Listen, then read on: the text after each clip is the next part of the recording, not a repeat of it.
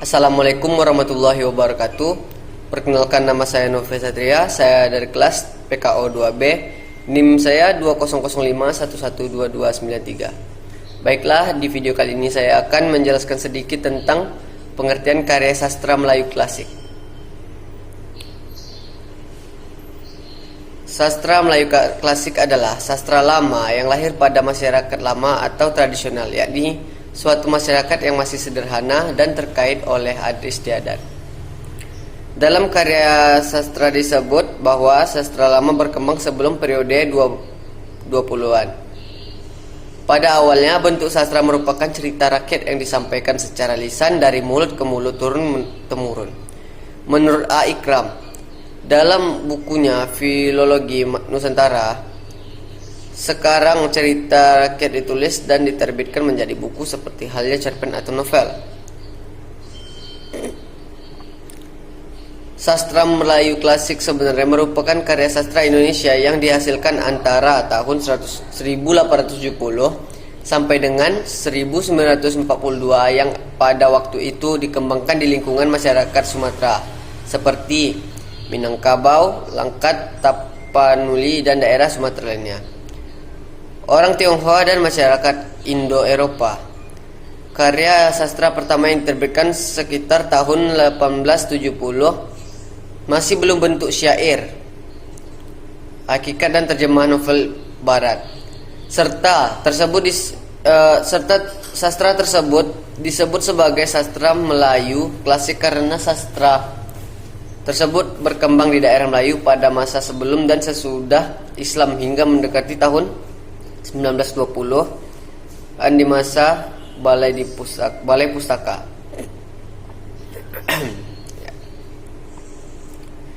Catatan tertulis yang pertama kali ditemukan menggunakan bahasa Melayu kuno yang kabarnya berasal dari abad ke-7 Masehi. Bahkan sastra tersebut tercantum pada berdasarkan prasasti peninggalan kerajaan Sriwijaya di bagian selatan Sumatera dan Wangsa Shailedra di beberapa tempat di Jawa Tengah. Tulisan ini menggunakan aksara Palawa.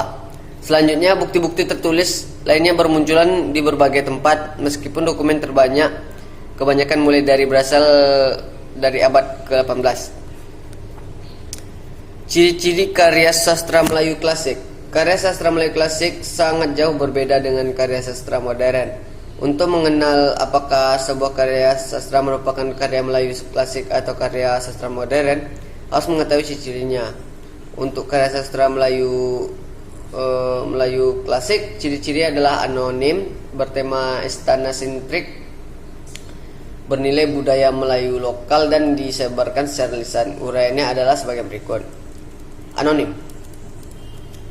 Anonim adalah artian tidak diketahui siapa pengarangnya. Ini disebabkan karena tempo dulu tidak banyak orang yang mengejar popularitas, sehingga pengarang lebih fokus untuk menyajikan mahakarya yang menitik beratkan pada fungsi cerita.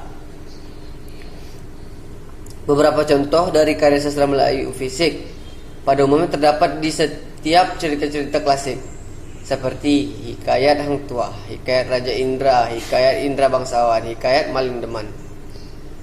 Bertema istana sentris. Jadi cerita berlatar belakang istana. Tokoh biasanya raja atau pangeran yang sakit dan kisahnya mengenai percintaan. Akhirnya cerita selalu bahagia. Bernilai budaya lokal.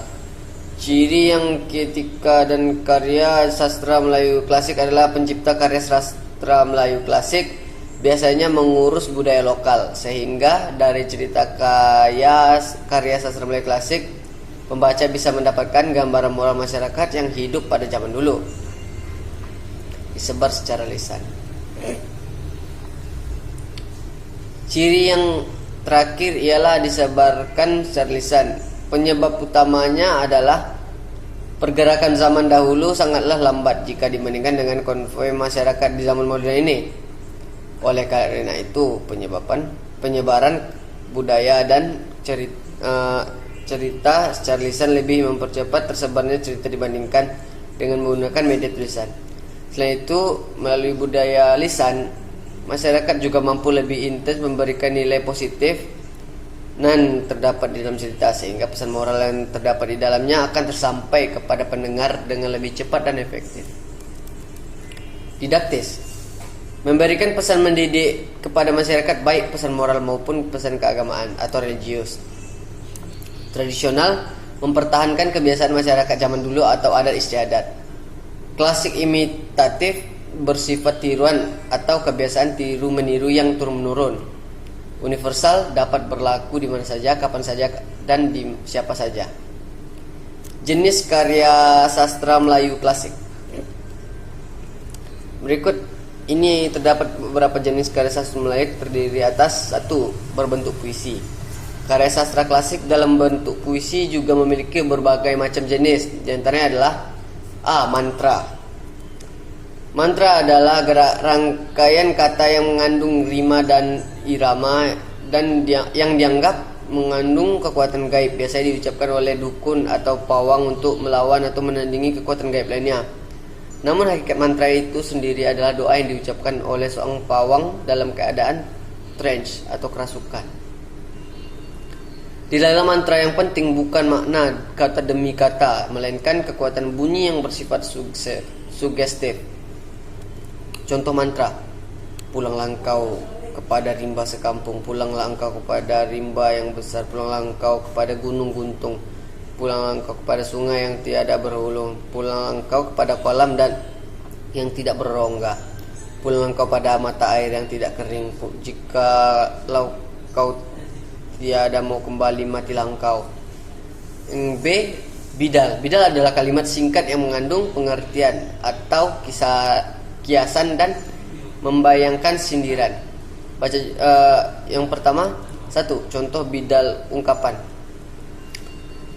Tangan panjang artinya suka mencuri, ringan tangan artinya suka membantu, besar kepala artinya sombong. Contoh bidal pepatah.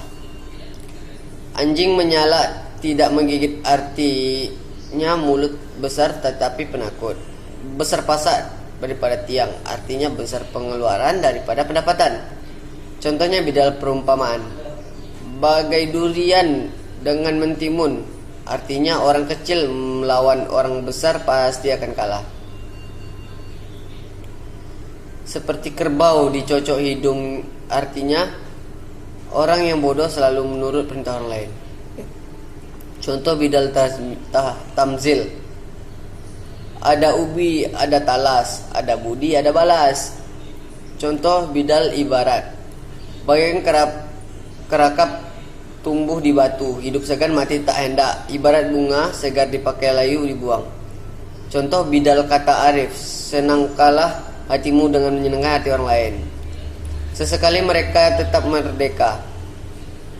C. Talibun. Talibun adalah jenis puisi lama seperti pantun yang mempunyai sampiran dan isi, tetapi lebih dari 4 baris, mulai dari 6 baris hingga 20 baris, berirama ABC ABC, ABCD ABCD, ABCDE ABCDE dan seterusnya.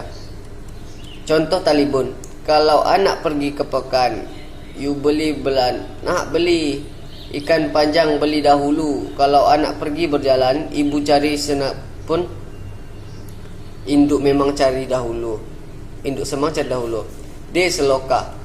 Seloka merupakan bentuk puisi Melayu klasik, berisikan pepatah maupun perumpamaan yang mengandung senda gurau, sindiran bahkan ejekan, biasa ditulis 4 baris memakai bentuk pantun atau syair.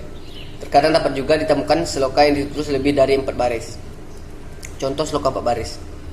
Anak pak dola makan lepat sambil melompat, nak hantar kad raya dah tak sempat, pakai SMS pun oke wat. Contoh seloka lebih dari 4 baris. Bak budi masih rendang, dagang melalui di tanakan, tiada berkayu rumah diruntuhkan, anak pulang kelaparan, anak di pangku diletakkan, kera di hutan disusui. E. Gurindam. Gurindam adalah salah satu bentuk puisi Melayu lama yang terdiri dari 2 baris kalimat dengan irama akhir yang sama, yang merupakan satu kesatuan yang utuh. Baris pertama berisikan semacam soal, masalah perjanjian dan baris kedua berisikan jawaban atau akibat dari masalah atau perjanjian pada baris pertama tadi. Contoh, apabila banyak mencela orang, itulah tanda dirinya kurang dengan ibu hendak hormat supaya badan dapat selamat.